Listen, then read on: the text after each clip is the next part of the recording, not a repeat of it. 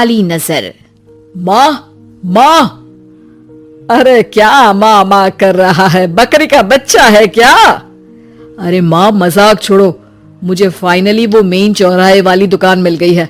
अब देखना आपका बेटा दुगनी स्पीड से पैसा कमाएगा। उफ़ो, ये क्या? मेरी ऑनलाइन मेकअप क्लास चल रही है, इतनी जोर से क्यों बोल रहे हो आप दोनों?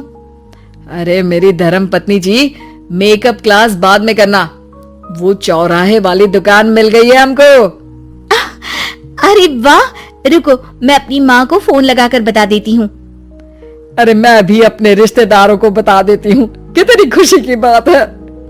हाँ हाँ, मैं भी अपने दोस्तों को बता देता हूँ, 1 हफ्ते बाद रजिस्ट्री है। बस घर में खुशी का मौका था। उन तीनों ने अपने अपने फोन उठाए और लोगों में बात फैलाना शुरू कर दिया।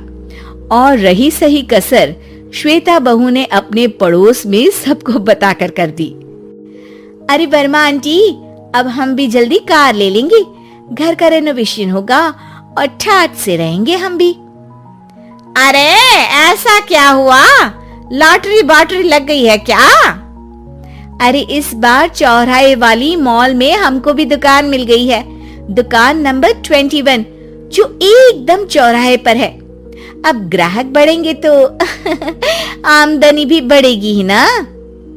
अरे वाह, कितनी खुशी की बात है। मैं बहुत खुश हूँ तुम्हें इतना खुश देख के।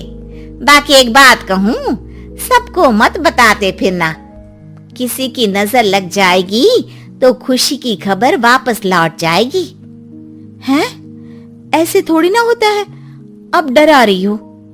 अरे सही कह रही हूँ, काली नजर कहते हैं इस चीज को, जब आप किसी को कुछ बताओ और वो काम बिगड़ जाए।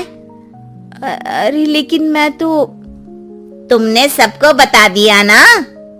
हाँ, फोन लगा लगा के। अब बच के रहना, काली नजर बड़ी खतरनाक होती है। श्वेता इतनी खुश रहती है कि वो वर्मा आंटी की बात पर ध्यान ही नहीं देती, जबकि पड़ोस में और भी लोगों से खुशी की खबर शेयर करती रहती है। अगले दिन राजेश बहुत दुखी होकर घर आता है। अरे बेटा क्या हुआ? मुंह क्यों सूजा हुआ है? मधुमक्खी ने काट लिया क्या? माँ, वो दुकान किसी और के पास चली गई, किसी ने ज्यादा भाव लगा दिया। अरे पर बात तो आपसे हुई थी ना उस दुकान वाले की? हाँ, आज मैं टोकन अमाउंट देने गया था, तब मुझे पता चला कोई आकर सुबह मुझसे पहले ही ज्यादा अमाउंट दे गया। काली नजर।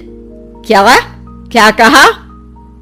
वर्मा आंटी ने समझाया था कि किसी को बताना मत, वरना काली नजर लग जाएगी। अच्छा, तुम्हें उनकी बात मान लेनी चाहिए थी। उनकी बात मान लेती, लेकिन उसके पहले ही सबको बता चुके थे ना हम तीनों। अरे अगली बार से ध्यान रखेंगे, कोई भी नई चीज होगी तो किसी को नहीं बताएंगे। तीनों कुछ दिन ऐसे ही रहते हैं, पर एक दिन श्वेता को एक मेल आता है। राजेश, मेरा ऑनलाइन मेकअप कोर्स कंप्लीट हो गया, अब मैं खुद का पार्लर खोल सकती हूँ। अरे वाह, अपने मोहल्ले में ही खोलते हैं? ये जो घर के सामने दुकान है ना, वहीं? हाँ, यहाँ सस्ती भी मिल जाएगी। अगले दिन श्वेता वर्मा आंटी के पास जाती है मिठाई का डब्बा लेकर। अरे आओ आओ, कैसे आना हुआ? जोर से नहीं बोलूंगी। वो सामने वाली दुकान है ना, वहां मैं अपनी पार्लर की दुकान खोलने वाली हूँ, उसकी मिठाई है। अरे वाह, बहुत बधाई हो तुमको। हाँ, मैं कमाने लगूंगी तो राजेश पर पूरे घर का बोझ नहीं रहेगा ना आंटी जी। ये तो है, पर ये बता कि तूने ये बात किसी और को तो नहीं बताई ना? अरे नहीं नहीं, पिछली बार गलती कर दी थी, काली नजर लगी किसी की और राजेश के हाथ से वो दुकान चली गई थी। सबको मत बताना। चलो मैं चलती हूँ, कल दुकान की बात करने भी तो जाना है। अगले दिन श्वेता दुकान के लिए मालिक से बात करने जाती है। अरे लेकिन दुकान तो हम कल रात को ही किसी को दे चुके हैं। कल ही? हाँ कल ही। 2 दिन बाद कोई यहाँ पार्लर भी खोल लेगा, अब कहीं और दुकान देख लीजिए। अरे पर हमको भी तो पार्लर ही खोलना था। भाई एक ही दुकान है, आधी आधी तो नहीं दे सकता ना मैं। राजेश और श्वेता घर पर हताश होकर आ जाते हैं। इस बार तो किसी को बताया भी नहीं था, अब किसकी काली नजर लग सकती है? सुनो, तुमने माँ को बताया था क्या? अरे कैसी बात कर रही हो, माँ की नजर थोड़ी ना लगेगी। पक्का तुमने किसी को नहीं बताया था ना? सिर्फ वर्मा आंटी को बताया था, उन्होंने ही मुझे किसी को नहीं बताने को कहा। अरे यार तुम भी सही हो, मेरी माँ को नहीं बताने को कह रही हो, पर वर्मा आंटी को बताना तुम्हें जरूरी लगा। अरे वर्मा आंटी ने ही तो काली नजर के बारे में बताया था ना, वो हमेशा हमारा भला ही तो चाहती है। मेरी माँ भी हमारा भला ही चाहती है। अरे पर चिल्ला क्यों रहे हो? बात नहीं कर सकते क्या आराम से? नहीं आता हूं आराम से बात करना, और करना भी नहीं चाहता हूं मैं। दुकान जाने का दुख गुस्से में बदल गया था और राजेश और श्वेता में बात बंद हो गई थी। 2 दिन बाद मोहल्ले में पार्लर का इनॉग्रेशन हुआ, जिसमें मोहल्ले के सभी लोगों को बुलाया गया, पर श्वेता, राजेश और माँ नहीं जाते।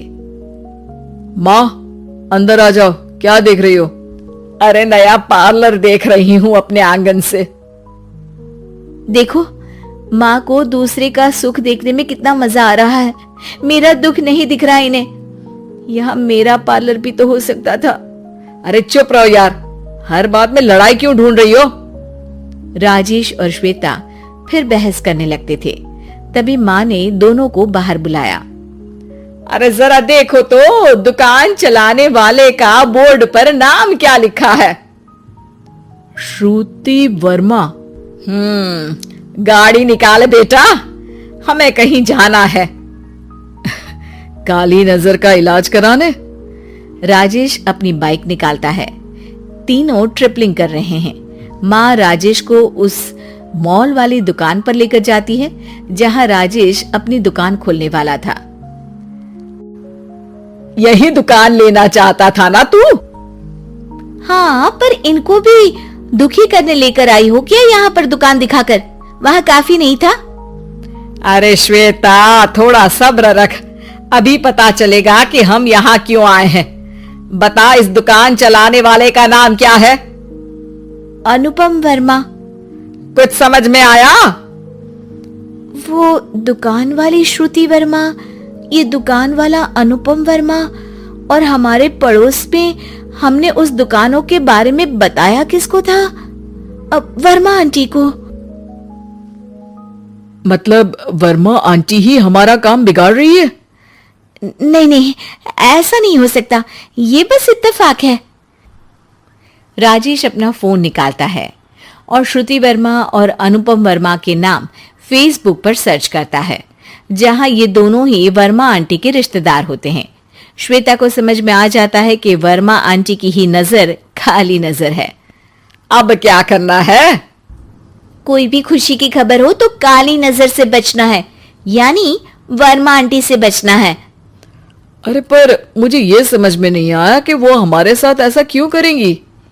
अरे बेटा, एक सीख है, दूर के आदमी को आपकी तरक्की से कम परेशानी होगी, पड़ोसी को ज्यादा। दोनों माँ की बात में हामी भरते हैं और अगला काम चुपचाप करने की कसम खाते हैं, ताकि आगे से वर्मा आंटी कोई काम ना बिगाड़ सके।